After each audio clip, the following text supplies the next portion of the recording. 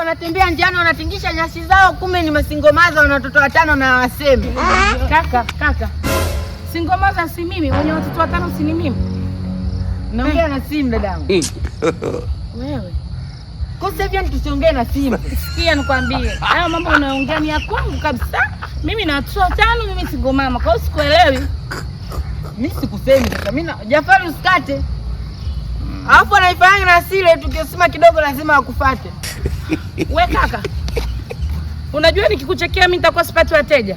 Ndio kwanza asubuhi bado unaendelea kuniletea mawenge wengi. Naongea na simu dada yangu. Haiwezekani uongee na simu vitu ambavyo vinanihusu.